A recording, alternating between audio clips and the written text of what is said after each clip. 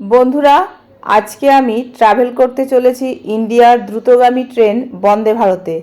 আমার অভিজ্ঞতা কেমন ছিল সেটাই আমি এই ভিডিওতে দেখাবো। আসুন দেখাই। প্রথমে একটা সুইচ চাপতেই গেটটা খুলে গেল। ভিতরে ঢুকে দেখলাম কামরাটা নিট অ্যান্ড ক্লিন। বড় বড় ট্রলি ব্যাগ এবং অন্যান্য লাগেজগুলো বাঙ্কের উপর রাখার সুবন্দোবস্ত রয়েছে। আরাম করে বসার জন্য পা রাখারও ব্যবস্থা ছিল। এছাড়া জলের বোতল রাখার জায়গা ছিল। জানলাগুলোতে সানগার্ড লাগানো ছিল। In case of emergency window glass ব্রেকারও ছিল।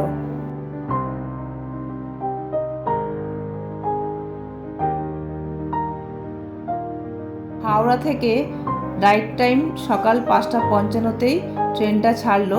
ছাড়ার 10 মিনিট পরে নিউজ পেপার দিল। হিন্দি, বাংলা, ইংলিশ সব রকমই ছিল। যার যেটা পছন্দ সেটাই নিল। সাথে জলের বোতলও দিল।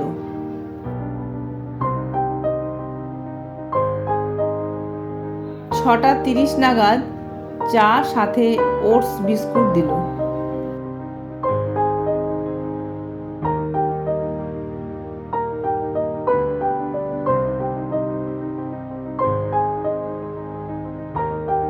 লাইনের দুপাশে ভুট্টার পদ্মফুলের গাছ দেখে চোখ জুড়িয়ে যায়। মাইলের পর মাইল জুড়ে শুধু পদ্মফুলের চাষ। এই সময় ফুলটা ফোটে না। যদি আপনারা সেপ্টেম্বর অক্টোবর মাস নাগাদ যান তাহলে প্রচুর পদ্মফুল দেখতে পাবেন। ঠিক 7:15 নাগাদ ব্রেকফাস্ট এসে গেল। ব্রেকফাস্টে ছিল অমলেট, আলু, গাজর, মটরশুঁটি ভাজা, ব্রেড, বাটার, জ্যাম, সাথে অ্যাপেল জুস। 12টার সময় লাঞ্চ দিল। মেনুতে ছিল জিরা রাইস, পরোটা, ডাল, আলু ভাজা, চিকেন, আচার আর মিষ্টি দই।